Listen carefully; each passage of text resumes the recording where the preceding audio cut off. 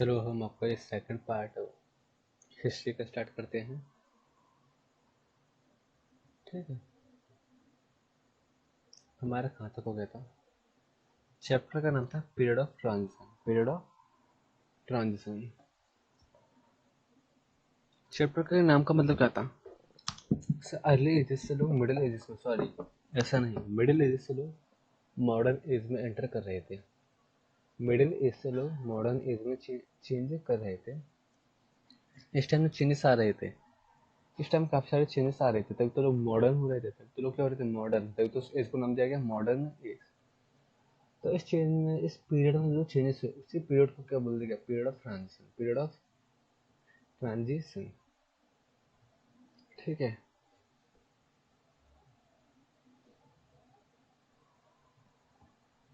तो हम स्टार्ट करते हैं।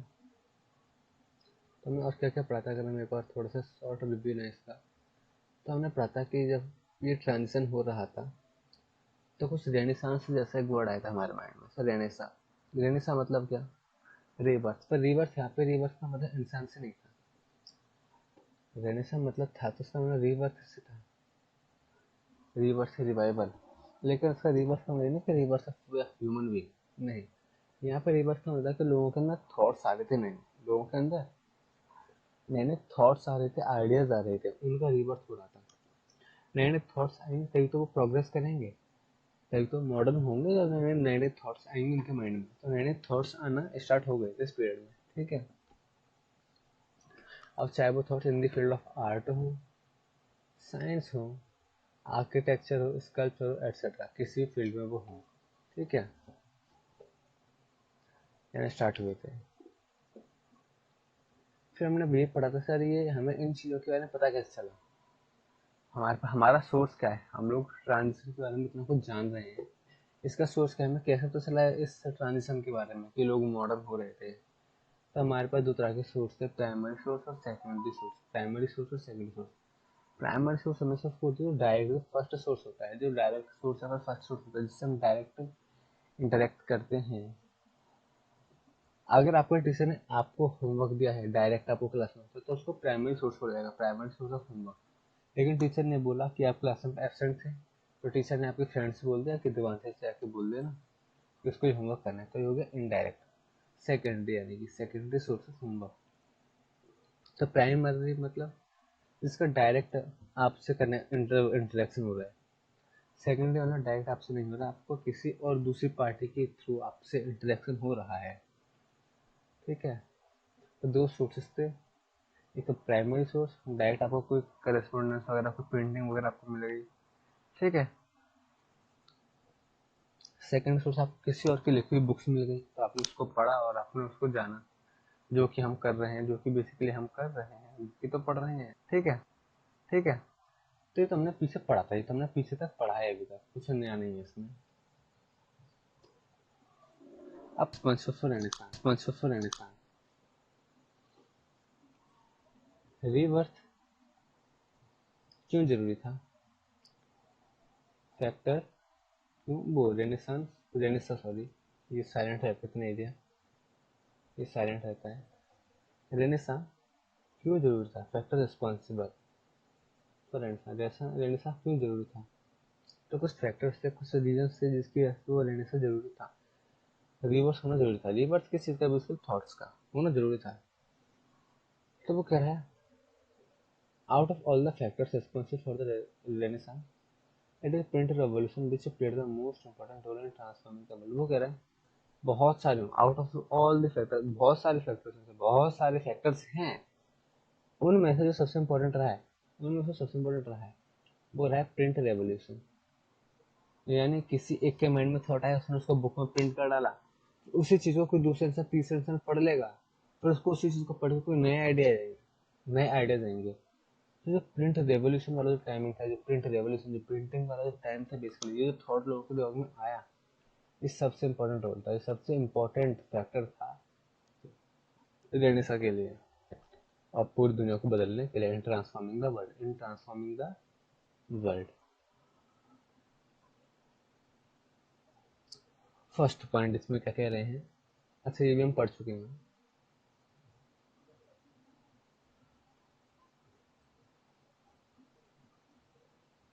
हम यहाँ तक पढ़ चुके हैं ना, ठीक है, यहाँ तक पढ़ चुके हैं तो कोई दिक्कत ही नहीं है। हमने यहाँ पे रिफॉर्मेशन भी पढ़ लिया था। रिफॉर्मेशन किस चीज़ को बोला गया था? इन्होंने मार्टिन लूथर ने कुछ रिलीजियस रिफॉर्म्स किए थे कैथोलिक चर्च में। इन्हीं मूवमेंट्स को क्या नाम दिया गया? रिफॉर्मेशन। रिफॉर्मेशन ये भी हमने पढ़ लिया था, फिर तो कोई बात ही नहीं है। हम आगे से आते हैं यहाँ से।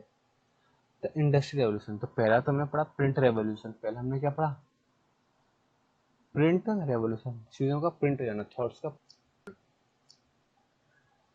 हाँ, दूसरा टॉपिक है the industry revolution. The industry revolution, industry revolution मतलब कि रीड करते फिर मैं आपको समझाता हूँ। इन दी 17th and 18th centuries, in the 17th and 18th centuries, merchants from towns in Europe began moving to the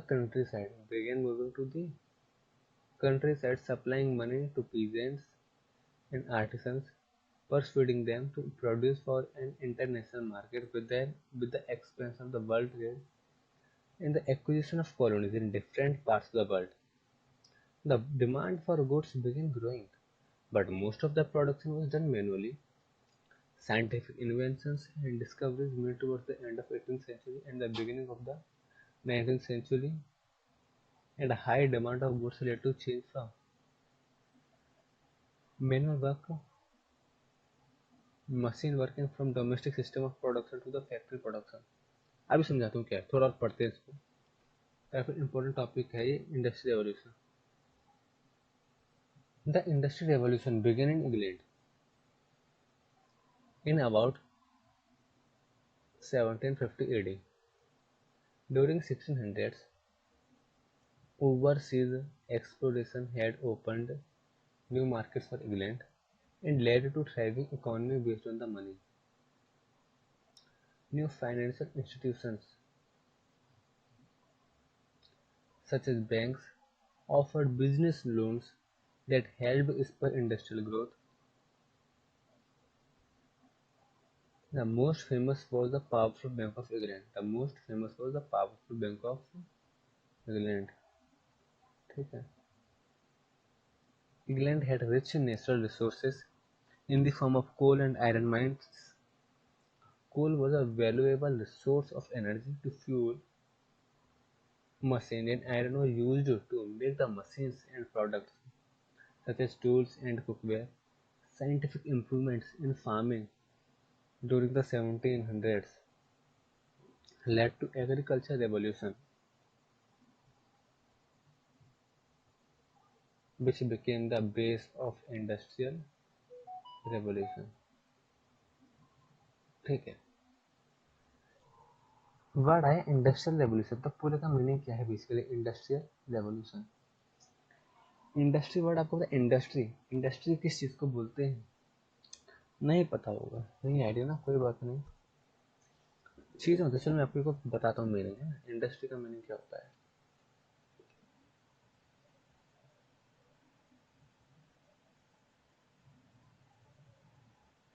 समझ लेना, इंडस्ट्री रेवोल्यूशन बहुत तो इम्पोर्टेंट चीज है। आपसे लास्ट तक पूछेंगे, मतलब आप पढ़ते हो 9th 10th तक, 11th 12th तक, 9th 10th तक तो पूछेंगे ही पूछेंगे, ठीक है। फिर उसके बाद अगर आप बिजनेस सब्जेक्ट्स में आते हो, एमबीए बीकॉम है, तो अभी आपके लिए बहुत जरूरी है इंडस्ट्रियल रेवोल्यूशन। तो पहले इंडस्ट्री का मीनिंग हमें, इंडस्ट्री का मीनिंग क्या है? इंडस्ट्री से बना है इंडस्ट्रियल, इंडस्ट्री से बना है इंडस्ट्रियल, तो पहले इंडस्ट्री का मतलब जानना होगा। आपको पता है वर्ल्ड में अलग अलग तरह के काम होते हैं। अलग अलग तरह के काम का मतलब क्या है? अलग अलग कैटेगरीज के नाम अगर मैं बोलूँ, अलग अलग कैटेगरीज के काम होते हैं। सर समझ में नहीं आया, अलग अलग कैटेगरीज का मतलब क्या? मतलब क्या? अगर मैं कैटेगरीज ऑफ वर्ड को डिफाइन करूँ,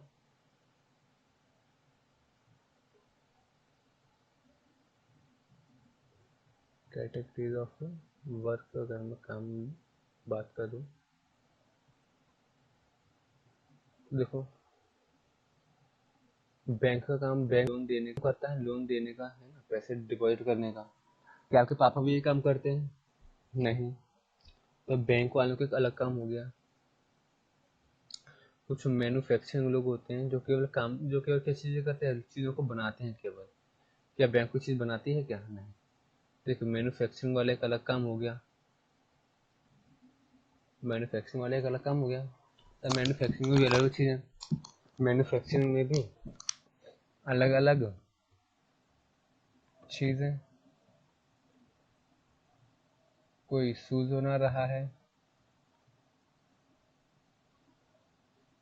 कोई स्टील बना रहा है, कोई कार बना रहा है। ठीक है। कोई कुछ और बना रहा है। ठीक है। फिर आता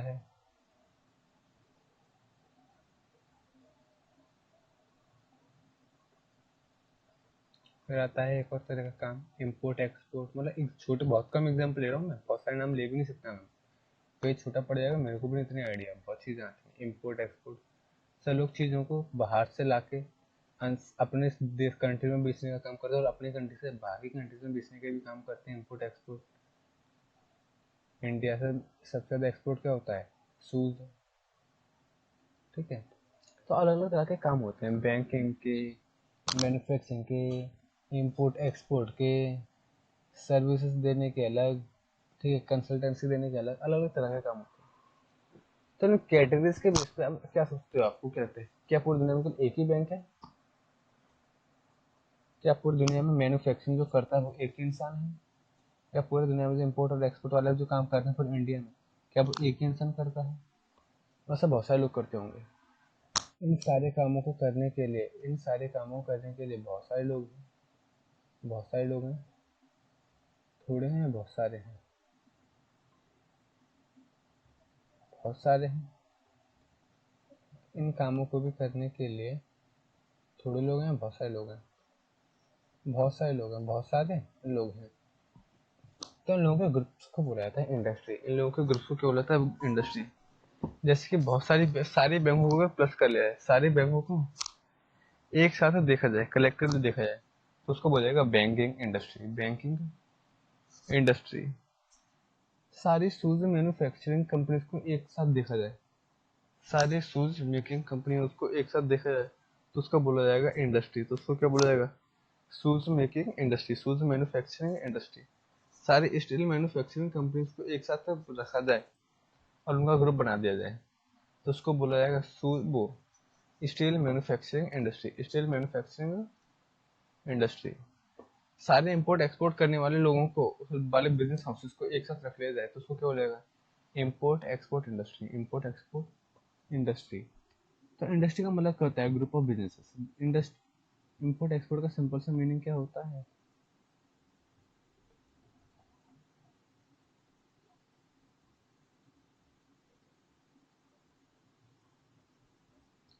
groups of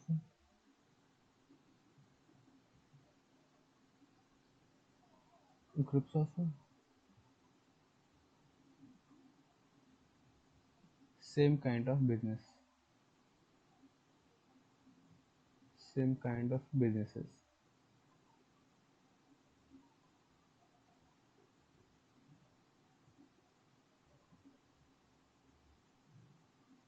like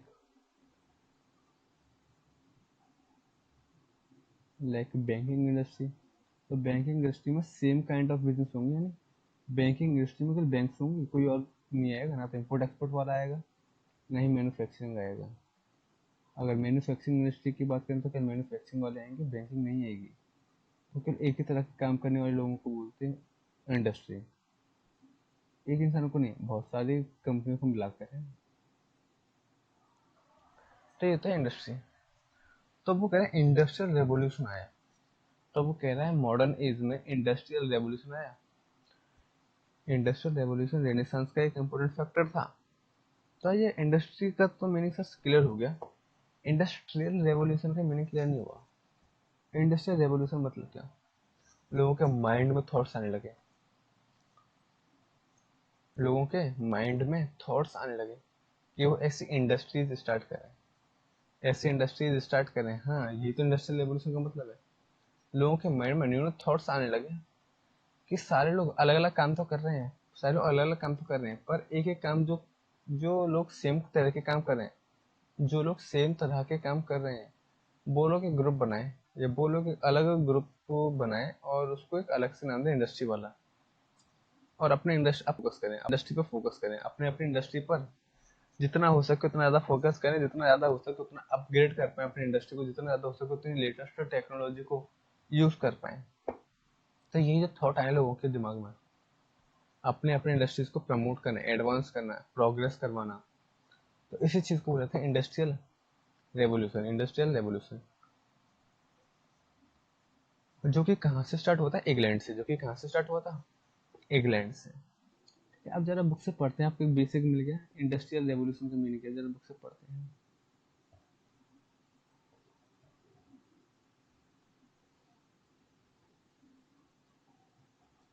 In the 7th and 18th centuries, in the 17th and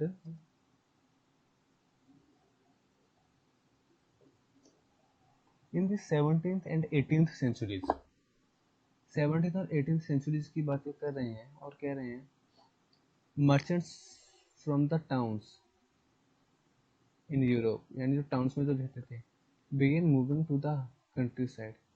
सब वो कंट्री साइड चले गए। कंट्री साइड मतलब क्या होता है? विलेज। कुछ मर्चेंट्स शहर से गांव चले गए। वो सारी तो उल्टा हो रहा है, लोग गांव से शहर आते हैं। कंट्री साइड का मतलब यहाँ पे विलेज से है, विलेज है ना, कंट्री साइड को विलेज भी बोलते हैं। तो कुछ लोग टाउन से कहाँ पहुंच गए? विलेज पहुंच गए। सर वो कौन? मर्चेंट। मर्चेंट्स मतलब क्या? बिजनेसमैन। मर्चेंट्स मतलब क्या? जितने भी ट्रेडर्स होते हैं, बिजनेसमैन होते हैं, वो सारे। सर और वहां पे क्या करने लगे? वो supplying money, supplying money to peasants. Sir जितने भी फार्मर्स होते हैं उन सभी को क्या देने लगे? पैसे देने लगे। तो फ्री में पैसे देने लगे क्या? जितने भी फार्मर्स होते हैं और जो आर्टिसंस होते हैं, जो मिट्टी के बर्तन वगैरह बनाते हैं, उनको पैसे देने लगे। सर फ्री में पैसे देंगे क्या? नहीं। परसुएडिंग देम, उनसे ये कहकर, उनसे इच्छा करके क्या? To produce for an international market. वो पैसे इसलिए दे रहे थे, वो पैसे इसलिए दे रहे थे ताकि वो क्या कर पाए, वो लोग उनके लिए क्या कर रहे हैं? प्रोड्यूस कर रहे हैं। प्रोड्यूस करने का मतलब पीजेंट्स प्रोड्यूस कर पाए अपने क्रॉप्स को। पीजेंट्स क्या प्रोड्यूस करेंगे? क्रॉप्स को। और जो आर्टिसन है वो क्या प्रोड्यूस करेंगे? अपने सॉइल के जो उनके आर्टिकल्स होते हैं, जितने भी जितने बर्तन होते हैं, पॉट्स वगैरह सॉइल के, वो सारे प्रोड्यूस करना, वो सारे बनाए। इसलिए सारे मर्चेंट्स लोग क्या देने लगे? पैसे देने लगे। अब वो सर ये क्यों बनवाना चाह रहे थे? For an international market. International market के लिए, यानी अपनी कंट्री के लिए नहीं, वर्ल्ड वाइड ट्रेडिंग करने के लिए, वर्ल्ड वाइड ग्लोबली ट्रेडिंग करने के लिए। यानी अब वो अपने केवल कंट्री में ही नहीं बेचना चाहते थे, वो लोग चाहते थे कि हम पूरी दुनिया में बेचें, पूरी दुनिया में बेचें, पूरे इंटरनेशनल मार्केट में सामानों को बेचें। With the expense of world trade, इससे वर्ल्ड ट्रेड एक्सपेंड हुआ, इससे वर्ल्ड ट्रेड एक्सपेंस हुआ। अब लोग आपस में, लोग एक दूसरी दुनिया से, एक दूसरे शहर कंट्री से ट्रेड करने लगे। तो जैसे धीरे धीरे, अरे, तो धीरे धीरे जैसे ये एक्सपेंड होता रहा, और धीरे धीरे नई नई कॉलोनीज बनती गई अलग अलग वर्ल्ड में, अलग अलग पार्ट्स में। ठीक है। The demand for goods began growing. Goods मतलब सामान, गुड्स मतलब क्या? आइटम। तो आइटम्स की डिमांड बढ़ने लगी, आइटम्स की डिमांड बढ़ने लगी। But most of the production was done manually. Sir लेकिन जो जितने भी सारे काम होते थे ना, वो सारे मैनुअली होते थे। मैनुअली मतलब क्या? खुद अपने हाथ, इंसान को खुद अपने हाथों से करने पड़ते थे, इंसान को खुद अपने हाथों से करने पड़े थे। लेकिन इंसान अपने हाथों से एक लिमिटेड काम ही कर पाएगा। इंसान इंसान अपने हाथों से लिमिटेड काम ही तो कर पाएगा। बताओ। अगर आप मेरे से बोलो सर दिन में आपको 10 घंटे पढ़ाने हैं, दिन में अगर आप बोलो सर बहुत सारे बच्चे जो आपसे पढ़ना चाहते हैं, तो मैं अगर मैनुअली पढ़ाना चाहूँ, अगर मैं बनवाए हुए पढ़ाना चाहूँ, तो मैं दिन में ऐसा ज्यादा कितने लोगों को पढ़ा पाऊंगा? 15 बच्चों को ज्यादा से ज्यादा। 8 to 9 आवर्स तो मेरे को भी अपने चाहिए ना, सोने के लिए, अपने खाने पीने के लिए, कुछ अलग काम के लिए। तो रिमेनिंग जो 15 आवर्स है, तो 15 आवर्स में ज्यादा से ज्यादा 15 बच्चों को पढ़ा पाऊंगा अलग अलग। ठीक है। लेकिन अगर मैं चाहूँ कि 15 से ज़्यादा लोगों को पढ़ा दूँ, तो अब मेरे को मैनुअली ना होके मेरे को मशीन पे चेंज होना पड़ेगा। सब मतलब समझ में नहीं आया। मतलब ये कि मैं मैनुअली सो के घर पे ना जा के पढ़ा के, मैं अपने घर पर बैठ कर क्लासेस को रिकॉर्ड करके पढ़ाऊँ, क्लासेस को रिकॉर्ड करके पढ़ाऊँ। तो अगर क्लासेस को रिकॉर्ड करके अगर पढ़ाऊँ, तो मैं एक साथ एक बार में 15 लाख बच्चों को वीडियो सेंड कर सकता हूँ। एक बार में 15 बच्चों तो दूर क्या होता है, 15 लाख बच्चों को मैं सेंड कर सकता हूँ, 15 करोड़ बच्चों को सेंड कर सकता हूँ। तो इससे मेरा काम इजी हो जाएगा। यानी डिमांड तो बढ़ रही है, लेकिन मैनुअली अगर आप काम करोगे तो आप उस डिमांड को पूरी नहीं कर पाओगे। ठीक है, तो उसके लिए क्या करना पड़ेगा, आपको मशीन्स पर जाना होगा, आपको मशीन्स पर चेंज होना पड़ेगा, आपको मशीन्स की हेल्प लेनी पड़ेगी। तो भी लिखा हुआ है कि सारा डिमांड तो बढ़ती है गुड्स की, लेकिन जो प्रोडक्शन होता है वो सब फार्मर लोग, जो भी आर्टिसन थे, वो सारे काम मैनुअली बना रहे थे हाथों से। और हाथों से वो अब ज्यादा बना नहीं सकते, हाथों में जितनी उनकी लिमिट है वो उतना ही बना पाएंगे ना। तो फिर इस चीज को देखते हुए कुछ साइंटिफिक इन्वेंशन हुए, कुछ टेक्नोलॉजीज नई नई, कुछ डिस्कवरीज हुई towards the end of 18th centuries and beginning of 19th century। यानी 18th century खत्म हो गई थी, 19th century शुरू हो रही थी। तो इसी टाइम पे कुछ इन्वेंशन हुए, कुछ डिस्कवरीज हुई। हाई डिमांड ऑफ गुड्स, और जो हाई डिमांड थी गुड्स की, लेट टू चेंज हो गया। से क्या चेंज हो गया, मैनुअल वर्क से मशीन वर्क में चेंज हो गया।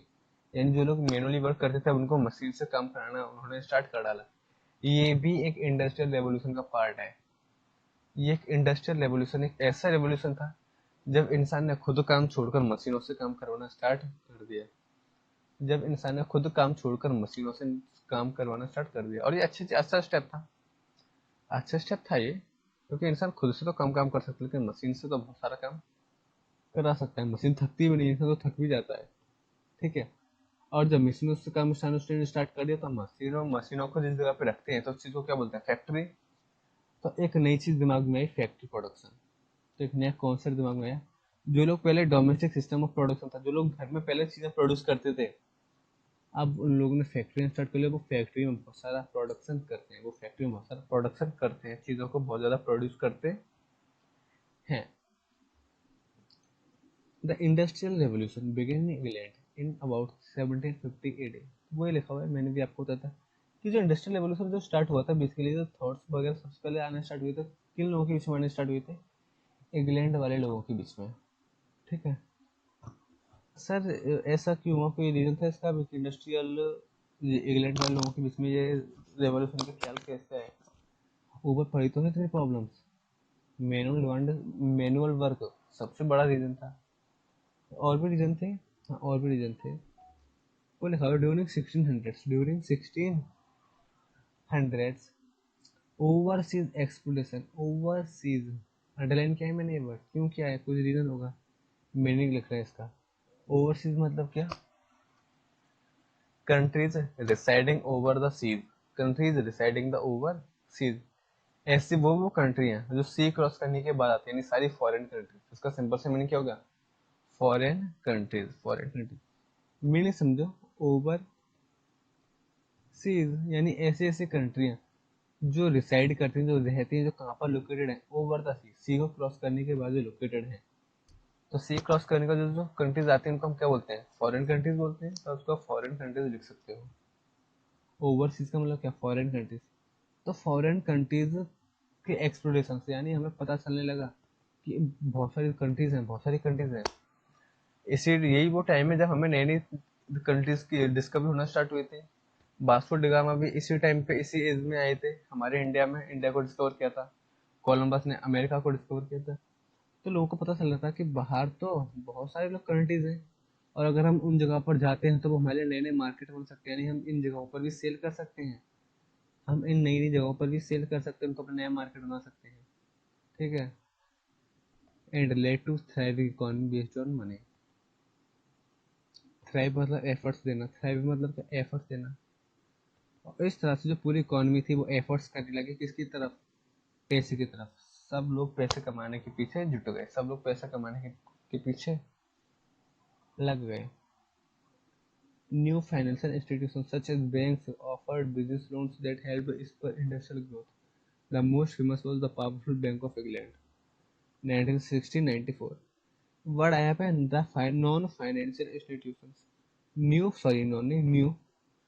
फाइनेंशियल इंस्टीट्यूशंस क्या होता है? फाइनेंशियल इंस्टीट्यूशंस का मीनिंग, फाइनेंशियल इंस्टीट्यूशंस का मतलब ऐसे ऐसे इंस्टीट्यूट्स, ऐसे ऐसे कंपनीज जो हमें क्या करती है? फाइनेंस प्रोवाइड करती है। फाइनेंस मतलब पैसा, लोन प्रोवाइड करती है, पैसा लोन प्रोवाइड करती है। तो जैसे जैसे आपके लिख के नाम देखो, आपको एक ही नाम पता होगा, बैंक्स।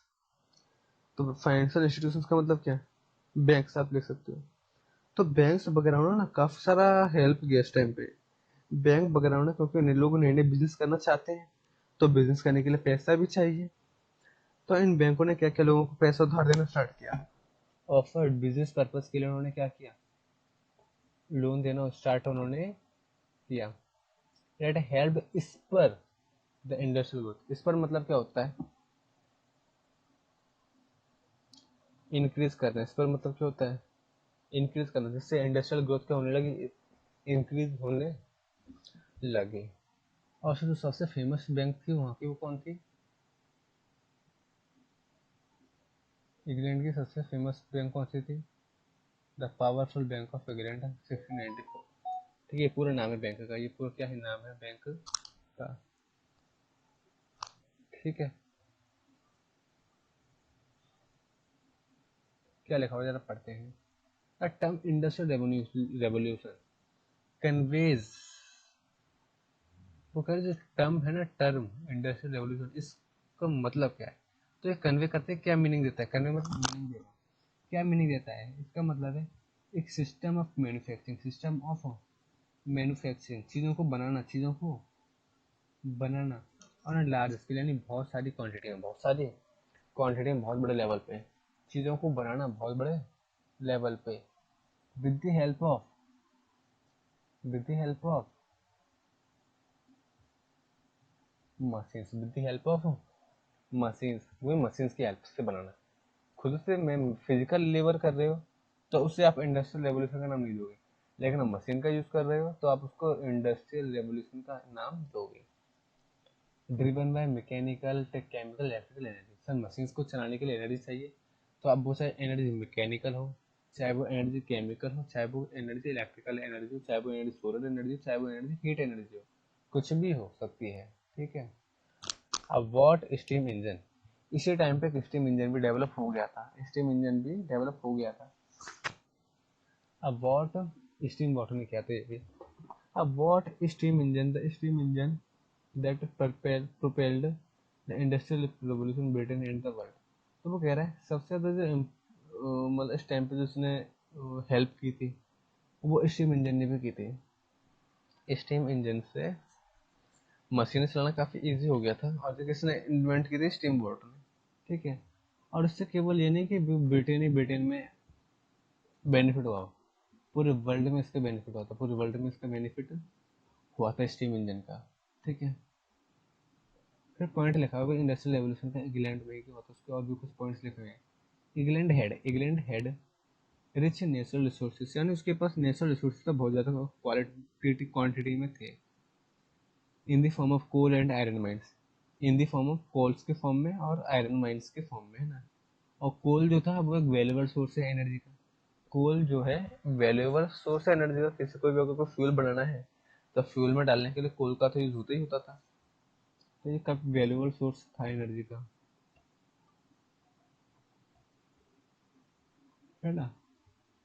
तो फ्यूल मशीनों को जलाने के लिए, मशीनों को चालू करने के लिए, मशीन में फ्यूल डालने के लिए इनका बहुत इंपॉर्टेंस था। और जो आयरन था, आयरन का यूज किसके लिए किया जाता था? To make machine and products, machine और मशीन के टूल्स बनाने के लिए। मशीन और मशीन के टूल्स बनाने के लिए हम क्या करते, आयरन का यूज करते थे, such as tools and cookware, tools and cookware. फिर कह रहा है scientific improvement in farming during 1700 led to agriculture revolution. वो कह रहा है फार्मिंग में भी कुछ साइंटिफिक चेंजेस आने लगे, फार्मिंग में भी कुछ साइंटिफिक इन्वेंशन होने लगे, कुछ साइंटिफिक मेथड्स आ गए फार्मिंग करने के, कुछ मशीन से बनने लगे फार्मिंग के लिए, ठीक है। जिस वजह से एग्रीकल्चर रेवोल्यूशन भी आने लगा, इसके से एग्रीकल्चरल रेवोल्यूशन भी आया, यानी एग्रीकल्चर वाले फील्ड में भी नए नए थॉट्स आने लगे लोगों के माइंड में, जो कि क्या होना है? इंडस्ट्रियल रेवोल्यूशन का एक बेस होना है, जो कि इंडस्ट्रियल रेवोल्यूशन का क्या होना है? एक बेस बना। ठीक है, रिकमेंड करूंगा मैं आपको एक बार वीडियो को पॉज करो, वीडियो को पॉज करो और जितने मैंने तो ये पेज पढ़ा है ये पूरा पेज एक बार खुद से रीड कर लो, और खुद से रीड कर लो। और अगर फिर भी समझ में नहीं आया, वैसे समझ में आ जाएगा, अगर फिर भी समझ में नहीं आया तो वीडियो को दोबारा से यहीं से रिवाइंड कर लो। ठीक है, आगे पढ़ने का कोई फायदा नहीं है अभी। ठीक है, अब थोड़ा बढ़ते हैं आगे। आई थिंक आपने वीडियो पॉज करके पढ़ लिया होगा। तो हम आते हैं थोड़ा आगे, क्या लिखा हुआ है। Trade flourished, trade flourished, trade मतलब बिजनेस काफी फ्लरिश हुआ, फ्लरिश मतलब काफी अच्छे से हुआ, ग्रोथ हुआ। एंड मार्केट्स एक्सपेंड, मार्केट्स बड़े हुए, मार्केट्स एक्सपेंड हुए in late 19th century, 19th century के लास्ट में काफी मार्केट्स बड़े होने लगे। मार्केट्स बड़े होने का मतलब क्या है, लोगों के जो लोग जहाँ पर सामान बेचते थे, अब वो एक जगह नहीं थी, वो बहुत सारी जगह थी, तो उनका जो मार्केट करने का, सेल करने का जो एरिया था वो काफी एक्सपेंड हो गया। But this was not only a period of expanding trade. तो वो कह रहा है ये जो पीरियड है ना, पीरियड चलो पहले पूरा रीड कर लेते हैं। But this was not only a period of expanding trade and increased prosperity. It is important to realize that there was a darker side to this process. In many parts of the world, the expansion of trade and a closer relationship with the world economy also meant a loss of freedoms and livelihoods. Late 19th century European conquest produced many painful economic, social, and ecological changes through which the colonized societies were brought into the world economy. क्या लिखा हुआ है इसका meaning समझो जरा। वो कह रहा है कि 19th सेंचुरी के लास्ट लास्ट तक ट्रेड काफी फ्लरिश हुआ, मार्केट भी काफी एक्सपेंड हुए लोगों की ट्रेड करने के लिए। ठीक है, लेकिन वो कह रहा है ये पीरियड केवल वो पीरियड नहीं है जहाँ पर केवल एक्सपेंशन हुआ है। This was not only period of expanding trade, ये केवल एक्सपेंशन का पीरियड नहीं है। ठीक है, ना ही ये कोई ऐसा पीरियड है जहाँ पे प्रॉस्पेरिटी हुई है, ना ही यहाँ पे प्रॉस्पेरिटी हुई है। यहाँ पर एक्सपेंशन हुआ है, लोग प्रॉस्पर भी हुए हैं, लेकिन सबसे इम्पोर्टेंट चीज़ क्या है रियलाइज करने की, इस पीरियड में ना, इस पीरियड की, इस प्रोसेस के जो इंडस्ट्रियल रेवोल्यूशन था, इसके कुछ डार्कर साइड भी, डार्कर साइड मतलब इसके कुछ एक मीन बैक से कुछ, इसमें कुछ कमियां भी रहीं, कमियां भी रहीं। In many parts of the world the expense of trade and a closer relationship with the world economy also meant a loss of freedoms and livelihoods. सब कह रहा है इस प्रोसेस की वजह से, इस इंडस्ट्रियल रेवोल्यूशन की वजह से, ठीक है, इस ट्रेड के बढ़ने की वजह से लोगों का पास हो जाना, किसके साथ, वर्ल्ड की इकोनॉमी के एक साथ आ जाना, पूरे वर्ल्ड का एक साथ आ जाना, मशीनों के एक साथ आ जाना, तो इसकी वजह से ना काफी सारा लॉस हुआ, loss of word, loss of freedoms and loss of livelihoods. Livelihoods का सिंपल सा मीनिंग आप समझो, job. Sir loss of job क्यों हुआ, पहले तो ये बताओ, लॉस ऑफ जॉब मतलब क्या। पहले जो काम सभी लोग मैनुअली कर रहे थे, तो किसी काम को मैनुअली करने के लिए 10 लोगों की हमें नीड होती थी, तो आज मशीन से उस काम को करने के लिए हमें कितने लोगों की जरूरत होगी, केवल एक इंसान की, जैसे 2 लोगों की, तो 8 लोगों की जॉब तो चली गई ना, 8 लोगों की जॉब तो चली गई। ठीक है, तो वही चीज़ें मशीन्स करने से लोगों की जॉब चलने जाने लगी। दूसरा फ्रीडम, दूसरा फ्रीडम, फ्रीडम खत्म हो गई। अब हर कोई कहीं भी जा रहा है, सामान बेच के आ रहा है ना, और दिन भर काम ही काम करे, दिन भर काम ही काम करे, पैसे के पीछे पड़े हुए हैं। आपने सेल्फ फ्रीडम के बारे में कुछ सोचेगा कि हमें कुछ रेस्ट भी करना चाहिए, हमें कुछ खुश भी रहना चाहिए, हमें कुछ एंजॉय भी करना चाहिए, कोई कुछ नहीं सोचा। सब सब क्या कर रहे हैं, ट्रेडिंग में लगे हुए हैं, सब लोग ट्रेडिंग में लगे हुए हैं। ठीक है, ये अंकल कौन है जिनके बारे में पढ़ेंगे थोड़ी देर में, जिक्र होगा इनका।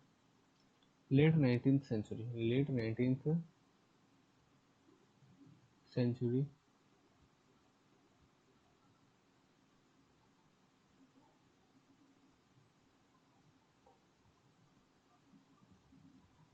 Century European conquest produced many painful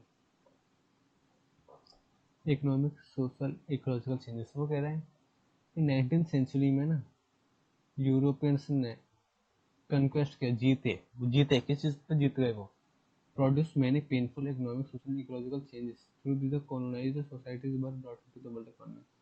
मतलब उन्होंने काफ़ी सारे स्ट्रगल किया, उन्होंने काफ़ी सारे क्या किया, स्ट्रगल की बेसिकली, अगर मैं तो सिंपल मीनिंग ये, उन्होंने काफ़ी सारे स्ट्रगल किए, चाहे वो इकोनॉमिक चेंजेस के बारे में, चाहे वो सोशल चेंजेस के बारे में, चाहे वो इकोलॉजिकल चेंजेस के बारे में हो। काफ़ी सारा उन्होंने स्ट्रगल किया। अब स्ट्रगल ऐसा उन्होंने कैसे कर पाए वो, by the process of colonisation. Colonisation मतलब है क्या, इधर उधर अपनी कॉलोनीज बनाकर, पूरे वर्ल्ड में इधर उधर अपनी कॉलोनीज बनाकर हर पूरे वर्ल्ड में वो लोग फैल गए, पूरे वर्ल्ड में वो लोग फैल गए।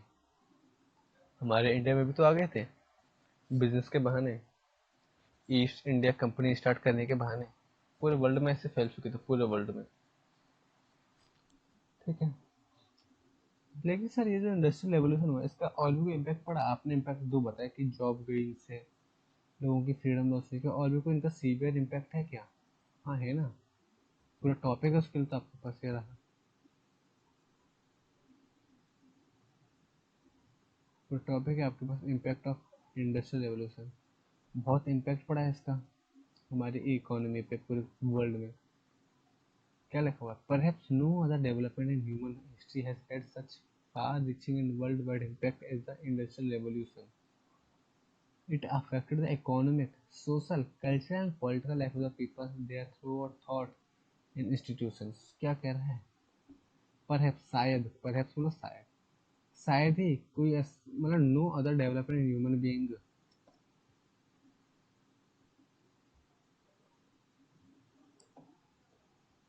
No other development in human being in human history, मतलब इंसानों की हिस्ट्री में, ह्यूमन बीइंग्स की हिस्ट्री में ऐसा नहीं था, ऐसा डेवलपमेंट नहीं था, ऐसा कोई भी दूसरा डेवलपमेंट नहीं है जिसका इतना खतरनाक far reaching and world wide impact हो, जिसका वर्ल्ड वाइड इम्पैक्ट हो जितना कि इम्पैक्ट इस वाला इंडस्ट्रियल रेवोल्यूशन है।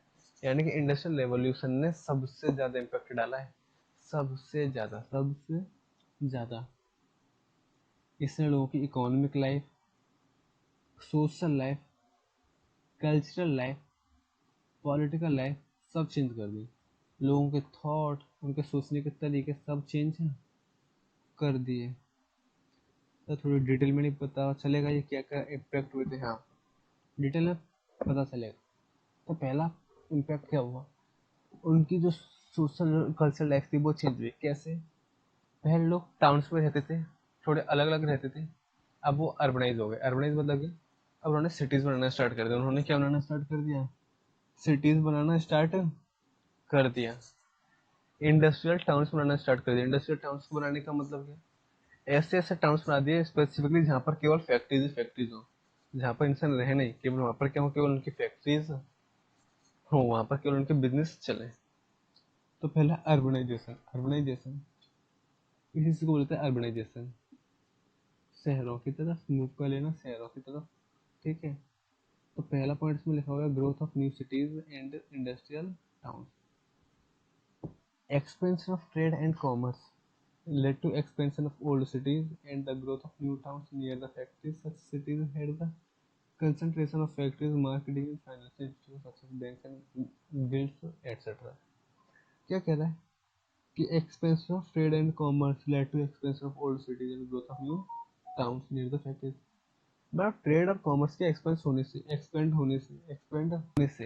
होने से हम लोगों को थोड़ा मोटिवेशन मिला और हम लोग क्या करने लगे, अपनी पुरानी सिटीज को भी थोड़ा एक्सपेंड करने लगे और नए नए टाउन्स बनाने लगे, नए नए टाउन्स बनाने लगे। लेकिन नए नए टाउन्स हमने पता है कहाँ बनाए? अपने फैक्ट्रीज के पास, अपनी फैक्ट्रीज के पास। फैक्ट्रीज के पास ही क्यों बनाए?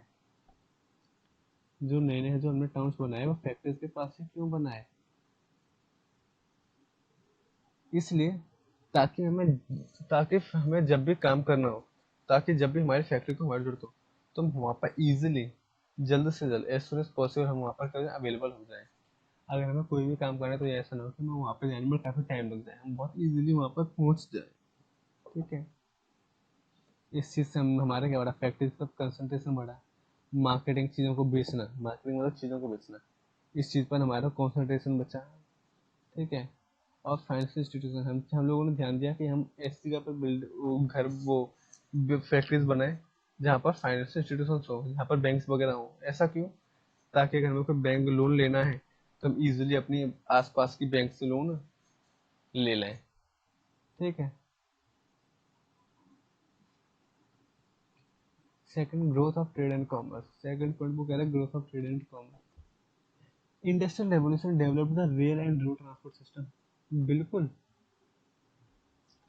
Rail and road transport system with the use of safer and cheaper transnational markets grew up in town। आपको पता है रेलवेज वगैरह कैसे आए? रेलवेज वगैरह आने का रीजन क्या है? क्या कैरीज जो रेल्स होती हैं, कैरीज रेल्स जो होती है जो गुड्स ट्रांसपोर्ट करती हैं, बेसिकली गुड्स कैरिंग रेलवेज होती हैं, रेल्स होती है, वो पहले ही थे, पैसेंजर ट्रेन पहले ही थी। तो गुड्स कैरिंग ट्रांसपोर्टेशन रेल्स ये सबसे पहले आई थी, पैसेंजर ट्रेन सब बाद में आई थी। ट्रेन के बेसिकली इन्वेंट होने का, ट्रेन के बेसिकली बनने का मेन रीजन ये नहीं था कि एक इंसान यहाँ से वहां जा पाए with in few time, with in less time. इसका रीजन ये था कि आप हैवी से हैवी गुड्स और बहुत सारा गुड्स एक जगह से दूसरी जगह पर आप क्या कर पाओ, ट्रांसपोर्ट कर पाओ। ये रीजन था ट्रेन के बनने का। तो लोगों ने देखा कि हम लोग ना, ट्रेड तो हमारा बहुत बढ़ता जा रहा है, हम लोग बहुत चीजें बना रहे हैं, लेकिन क्योंकि हमें बहुत दूर दूर सामान भेजना होता है, हम पैदल जाते हैं, एनिमल्स के थ्रू ट्रेवल करके जाते हैं, शिप्स के थ्रू ट्रेवल करके आते हैं, काफी टाइम लगता है, काफी टाइम लगता है। तो इन लोगों ने सोचा कि कुछ ना कुछ ऐसा तरीका ढूंढा जाए ताकि हम बहुत जल्दी पहुंच जाएं। तो इन लोगों ने ट्रेन क्या की, रेल्स वगैरह रोड ट्रांसपोर्ट सिस्टम उन्होंने क्या किया, डेवलप किए। ठीक है, गाड़ी बनाना, रेलवे वगैरह बनाना स्टार्ट किया, जिससे उनका ट्रांसपोर्ट करना एक तो चीपर भी हो गया, सस्ता भी हो गया, सेफर भी हो गया और फास्ट भी हो गया। ठीक है, और टाउन्स में नेशनल मार्केट भी ग्रो अप होने लगे। फिर इसका मतलब कि मार्केट, टाउन्स में नेशनल मार्केट भी होने लगे। अब जिस जिस टाउन में रेलवेज होंगे, जिस जिस टाउन में रेलवेज होंगी, वहां पर दुनिया में कोई भी कहीं से भी आ सकता है, क्योंकि ट्रेन तो वहीं पे आकर रुकेगी ना, तो वहां पर कोई भी आकर रुक सकता है। तो सर वर्ल्ड वाइड जब लोग वहां पे आएंगे तो वहां पे नेशनल मार्केट का होगा, इंक्रीज होगा, फ्लरिश होगा। थर्ड पॉइंट है general prosperity due to mass production. General prosperity due to mass production. Mass production मतलब होता है बहुत सारा, ह्यूज, ह्यूज प्रोडक्शन, बहुत ज्यादा चीजें बनाना। Due to large scale production of quality items at cheaper rates most of the goods came within the reach of people. तो वो कह रहा है क्योंकि एक तो हम बहुत ज्यादा सामान बनाते थे, तो आपको भी ये आइडिया नहीं होगा, पर जब हम बहुत सारी चीजें बनाते हैं ना तो वो हमें चीपर पड़ती है। अगर हम कम चीजें प्रोड्यूस करेंगे तो वो थोड़ी महंगी पड़ेंगी, लेकिन हम चीज ज्यादा प्रोड्यूस करेंगे तो हमें थोड़ी चीपर पड़ेंगी। तो जिस वजह से क्योंकि चीजें चीप थी और बहुत ज्यादा भी थी, तो इस वजह से हमने, हम क्या, ये लोग एबल हुए कि सभी लोगों को वो चीज अवेलेबल कराने में ये लोग सक्सेसफुल भी हो गए थे, सक्सेसफुल भी हो गए थे। ठीक है, तो लिखो स्लम्स, कितना पेज रह गया, वन, एंड ये इसको देखो, रहा कल ही हो पाएगा, अभी तो नहीं कर रहे इसको खत्म। इसको यहाँ तक पढ़ते हैं, ठीक है, यहाँ तक पढ़ेंगे। ठीक है, तो कह रहे slums, over crowding and poor housing conditions. Slums, over crowding और पुअर हाउसिंग कंडीशन। स्लम्स का मतलब, स्लम्स का मतलब क्या होता है? हमारे इंडिया में अगर स्लम जो वर्ड है वो फेमस है तो कहाँ पे, मुंबई में। स्लम्स मतलब अगर हिंदी में बोलो तो झोपड़ पट्टी, नहीं क्लियर होगा। इसका मतलब क्या, स्लम्स का मतलब मैंने आपको एक बार दिखाया भी था, शायद मैं लेटेस्ट टाइम में आपको कोई चैप्टर पढ़ा रहा था। मतलब क्या, स्लम्स मतलब क्या, गलियों में छोटे छोटे घर बने होना, जगहों पर, गंदी गंदी जगहों पर छोटे छोटे घर बने होना। ठीक है, उनको बोलते हैं स्लम्स। उनको क्या बोलते हैं, स्लम्स। ओवर क्राउडिंग, क्राउड बहुत ज्यादा हो गया, बहुत ज्यादा लोग हैं। पुअर हाउसिंग कंडीशन, लोगों के घर की कंडीशन बहुत खराब है। तो क्या कह रहे हैं, मतलब इम्पैक्ट उतार रहे, इम्पैक्ट उसका इंडस्ट्रियल रेवोल्यूशन का। तो इंडस्ट्रियल रेवोल्यूशन से ये भी इम्पैक्ट आता है, तो वो क्या इम्पैक्ट पड़ा जाएगा, देखो डिटेल में। Usually the factories were situated near the coal fields. जो फैक्ट्रीज थी वो कहाँ पे नियर थी, वो कहाँ पे लोकेटेड थी? एक तो कोल फील्ड्स यानी कोल माइंस के पास, जहाँ से कोयले आप इजीली निकाल सको, और दूसरा सी पोर्ट्स के पास, ताकि अब आपको कोई भी सामान भेजना हो कहीं पर, सी के थ्रू, सी पोर्ट्स के वो शिप्स के थ्रू आप इजीली भेज सको। तो ऐसी जगह पर हम बिजनेस स्टार्ट करते हैं। तो क्या, not much attention was paid towards providing suitable houses for the industrial workers। तो जो लोग वहाँ के जो वर्कर थे, इतना ध्यान ही नहीं दिया जाता, इतना ध्यान ही नहीं दिया जाता था कि उनको भी एक सुटेबल हाउसेज भी प्रोवाइड कर सके, उनको रहने के लिए अच्छी जगह भी प्रोवाइड की जा सके। लोग ध्यान ही नहीं देते थे, लोगों सब पैसे कमाने पर ध्यान देते थे। So the workers lived in the overcrowded locality. So लोग एक एक जगह पर रहने लगे, और वहाँ पर एक टाइम आने पे क्या हो गया, ओवर क्राउडेड हो गए, यानी वहाँ पर ज़्यादा भर गए, जरूरत से ज़्यादा लोग एक ही जगह पर रहने लगे। विदाउट प्रॉपर सैनिटेशन, ज़्यादा सफाई थी नहीं वहाँ पर, विदाउट प्रॉपर ड्रेनेज, और जहाँ पे पानी बहने का सिस्टम प्रॉपर नहीं था। तो ये भी इम्पैक्ट था, ये भी क्या इम्पैक्ट था। तो सर ये तो बैड इम्पैक्ट था, और जो ऊपर पड़े थे तो गुड थे, ये तो क्या थे, गुड इम्पैक्ट थे। हाँ, तो इम्पैक्ट अच्छे भी थे बुरे भी थे। इंडस्ट्रियल एवोल्यूशन में कुछ इम्पैक्ट अच्छे भी थे और कुछ इसके इम्पैक्ट बुरे भी थे। ठीक है, तो हमें सारी पढ़ रहे हैं। एक्सप्लॉइटेशन ऑफ द वर्कर्स, एक ये भी बैड है। वर्कर्स को एक्सप्लॉइट करना, एक्सप्लॉइट मतलब पता है क्या होता है, उनका जरूरत से ज़्यादा यूज़ करना। मतलब होता है एक्सप्लॉइटेशन का मतलब होता है किसी को भी जरूरत से ज़्यादा यूज़ करना, किसी को भी जरूरत से ज़्यादा यूज़ करना। ठीक है, the workers had to work hard for long hours, worker को लॉन्ग आवर्स के लिए काम करना पड़ता था अंडर हार्श कंडीशन, सिचुएशन उनकी खराब होती थी फिर भी। देयर वेजेस, वेजेस मतलब सैलरी, वेजेस मतलब क्या, सैलरी, उनकी सैलरी भी इनएडिक्वेट, इनएडिक्वेट मतलब क्या, इनसफिशिएंट, सैलरी भी उनकी ज़्यादा नहीं थी, सैलरी भी उनकी ज़्यादा नहीं थी। Even women children were engage in the factories eight lowest wages, women और चिल्ड्रन भी क्या कर रहे थे, वहाँ पे काम कर रहे थे। तो ये भी क्या है, वो भी लोएस्ट रेट में, लोएस्ट सैलरी में, बहुत कम सैलरी में ये लोग वहाँ पे काम करते थे। तो काफ़ी यूज़ किया जाता, काम तो पूरा पूरा कराया जा रहा था इनसे, लेकिन इनको जो सैलरी देने की बात आती थी तो बहुत कम देते थे, बहुत कम देते थे। तो ये भी क्या एक बैड इम्पैक्ट है। अभी इतने ही पढ़ते हैं। इम्पेरियल, ये हम कल पढ़ेंगे, इम्पेरियलिज्म और इम्पेरियलिज्म इन साउथ एशियन कंट्रीज, कल ख़त्म कर देंगे इसको। ठीक है, आप भी कल इतना रखते हैं, जितना पढ़ाया है उतना कर लेना ध्यान से। ठीक है, ये आई थिंक आपने होमवर्क कर लिए होंगे। ठीक है, मैं जितना मानता हूँ आपने होमवर्क कर लेंगे, होमवर्क नहीं किया तो बेकार है, आपको क्लासेस ऐसे देखते रहना केवल। ठीक है, नहीं किए तो पुरानी वीडियो दोबारा से देखो, पहले होमवर्क करो, बाद में आगे कुछ पढ़ना। अब आज की क्लास के बेस पे मैं कुछ आपको होमवर्क दे रहा हूँ। लार्ज स्केल प्रोडक्शन का कोई भी एक इम्पैक्ट उठाना है। लार्ज स्केल का क्या इम्पैक्ट था, तो एक इम्पैक्ट अभी भी मैंने पढ़ा था क्या, चीज़ें जब लार्ज स्केल पर हम प्रोड्यूस करते हैं तो वो चीपर रेट में होती है, चीपर रेट में होती है तो इजीली हम हर किसी को अवेलेबल करा सकते हैं। अभी ही पढ़ाते हैं अपने, तो वो पॉइंट यहाँ पे लिख देना। State one impact of industrialisation of children, बच्चों पे इंडस्ट्रियलाइजेशन का इम्पैक्ट पड़ता है, अभी भी लास्ट पॉइंट पढ़ा है हमने कि उनको लोवेस्ट रेट पे काम करना पड़ा, ये एक बेकार इम्पैक्ट था। एक्सप्लोइटेशन, एक्सप्लोइटेशन वाला पॉइंट पढ़ा था ना, बस के अंदर आ जाएगा।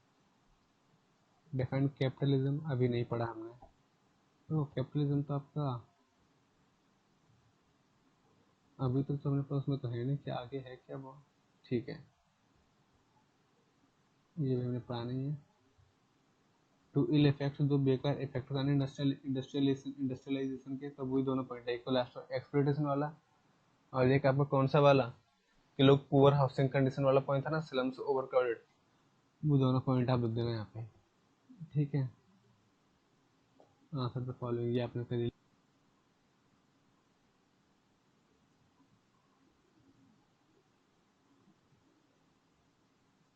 इंडस्ट्री इंग्लैंड में स्टार्ट हुआ, इसके रीजंस बताओ। तो वो चार पांच जो ना नीचे, चार पांच जो ब्रश दिए होते हैं इस लाइन के नीचे, वही रीजन से लिख लेने हैं। याद करने के बाद उनको पहले रीड करो चार पांच बार, फिर लिखने की कोशिश करो, फिर रीड करो, फिर लिखने की कोशिश करो। याद रटने की कोशिश मत करना, रटने की कोशिश करोगे तब बेकार है। उसको पढ़ो चार पांच बार, पॉइंटों को जो मैंने अंडरलाइन कर रहा है उसी को समझो, उसी को याद करो, जो अंडरलाइन कर रहा है उन पॉइंट्सों को बेसिकली याद कर लो, हो जाएगा यार। पूरा एक्स एज इट इज रटने की जरूरत है नहीं आपको। एक्सप्लेन द मेजर इम्पैक्ट, वो सारे 4-5 पॉइंट्स हैं, वो सारे आपको लिखने हैं। ये कल पढ़ेंगे, 6 और 7 कल पढ़ेंगे, ये आपका होमवर्क है। ठीक है, ये आपको कराई दिया है, ये आपको कराई दिया है। ये आप एक इस तरह से लिख सकते हो, कब हुआ था, कब हुआ था ये, पढ़ाई पे ध्यान है या नहीं है।